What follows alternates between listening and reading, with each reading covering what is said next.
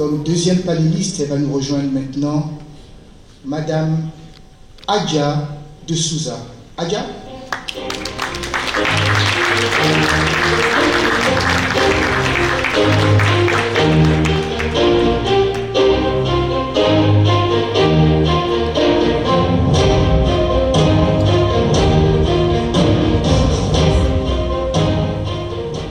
Bonjour tout le monde. Ben, je sais que Mohamed est mon fils, mais je ne savais pas qu'il allait dire tout ce que je voulais dire. On m'a demandé de parler de la notion de respect parmi les Ibo. Je suis Ibo, mais permettez-moi tout d'abord de remercier M. Ataï et les organisateurs de cet événement pour cette opportunité que vous m'accordez de venir partager un peu ma connaissance. Il est vrai relativement limité d'un petit aspect de ma culture Ibo, perçu à travers le prisme de la notion de respect. Comme vous le savez, peut-être, le territoire des Ibo se trouve principalement dans le sud-est du Nigeria. C'est là notre chez nous, bien que, en tant qu'un des peuples qui voyage le plus au monde, les Ibo se trouvent un peu partout dans le monde entier.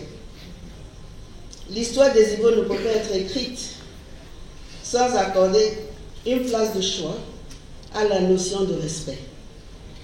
Car le respect est une des valeurs les plus importantes chez nous. Le respect est considéré comme un des socles qui jadis cimentaient la communauté et la société des Ibo.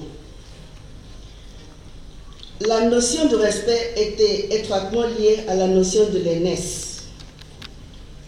Les anciens, les vieux et les aînés étaient considérés comme des détenteurs de connaissances et des fois considérés comme des forces presque surnaturelles et moralement très puissantes.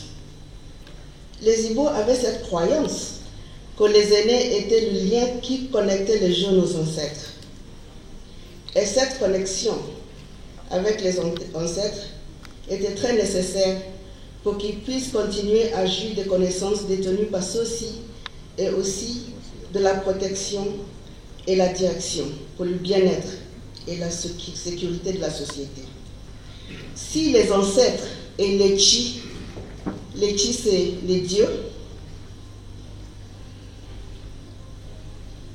n'étaient pas contents, cela se traduisait en maladie, en famine, infertilité et beaucoup d'autres maux dans la société.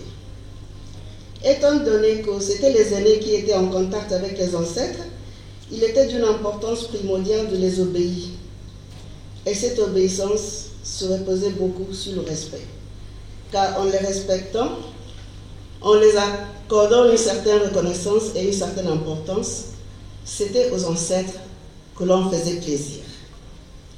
Leur contentement égalait la cohésion, l'ordre et la paix dans la société. Un résultat de cet état de fait était que les vieux se sentaient privilégiés d'être les vieux et les jeunes s'impatientaient de vieillir pour pouvoir jouir de ces privilèges. Les parents s'employaient inlassablement à éduquer leurs parents, les enfants, à valoriser la vieillesse.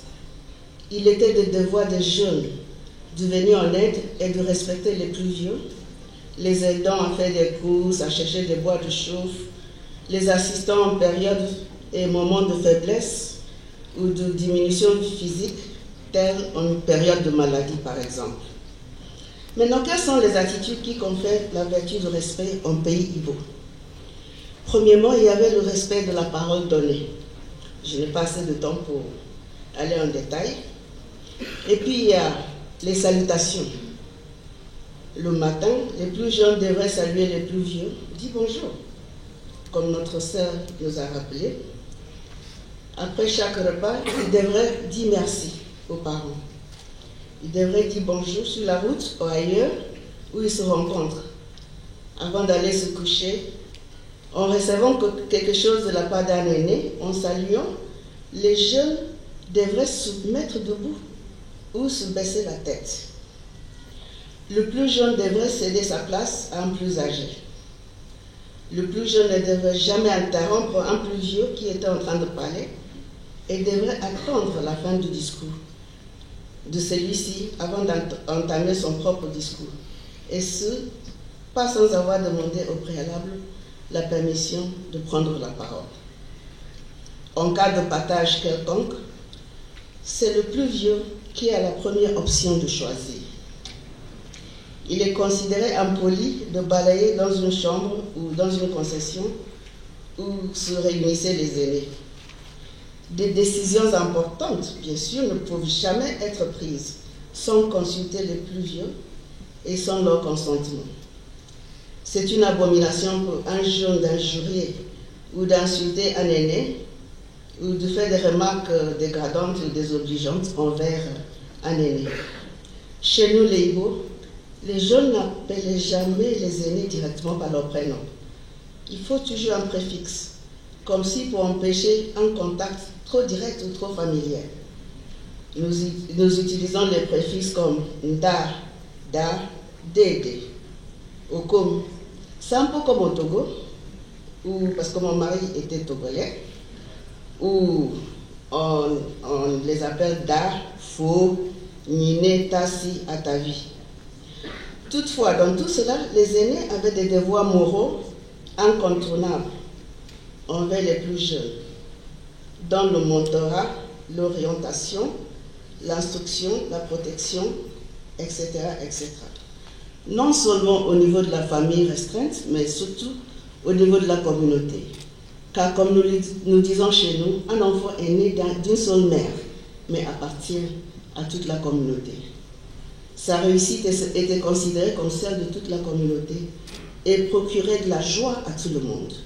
Et son échec est source d'une très grande honte pour la communauté tout entière. Il faut dire que l'observation de cette valeur faisait partie intégrante de la vie de tous les jours, de notre état d'esprit, du processus naturel de socialisation de l'enfant.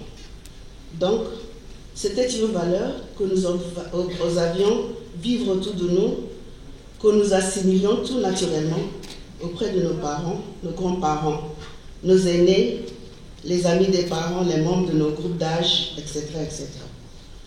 Le respect peut être vu comme un outil pour l'assurance d'un certain ordre et cohésion, comme je dis, dans la société. Mais, ceci étant dit, c'est un très très grand dommage de constater la disparition de l'observation de cette valeur dans notre société d'aujourd'hui. Auparavant, une seule parole prononcée par un aîné, un ancien ou un chef suffisait pour résoudre un problème ou régler un différend. De nos jours, malheureusement, ceci n'est plus le cas. Aujourd'hui, c'est l'argent, c'est le rang social, c'est la richesse qui compte, aux dépens de nos valeurs traditionnelles. J'ai parlé des salutations plus haut. Le fait de dire bonjour n'est plus cool. Donc, on ne se dit plus le simple bonjour. Les gens se permettent de parler impoliment à leurs aînés. À l'école même, il n'est même plus permis aux enseignants de discipliner les étudiants qui se comportent mal. Car une telle mesure sera même réprimée même par la loi, au nom de child abuse, de la maltraitance des enfants. En effet, nous voyons se dérouler autour de nous le contraire de respect. Il y a un effondrement pitoyable de notre structure sociale, car tout le monde agit comme bon lui semble. Nous assistons à des familles où les parents perdent tout contrôle et toute autorité parentale. Le résultat, tout le dysfonctionnement social que nous voyons aujourd'hui. Il n'y a plus de frein, ni de contrepoids, ni un système de mécanismes correcteurs assez efficace pour rappeler à l'ordre les brebis galeuses. Mais, et c'est un grand mais, il y a de l'espoir. Tout n'est pas perdu. Étant donné qu'avec tout ce qui se passe partout dans le monde, il existe des têtes bien pensantes, comme des Gilles Attali,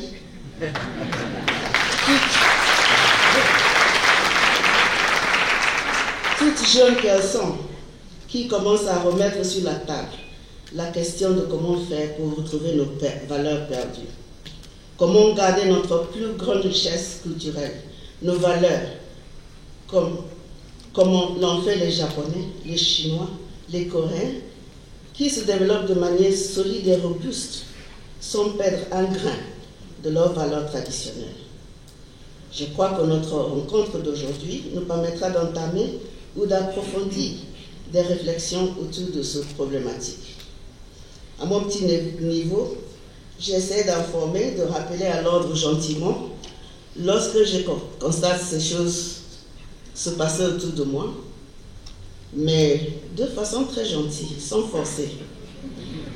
Mais je dois dire que la réappropriation de nos valeurs est une bataille qui vaut la peine d'être menée. Je vous remercie.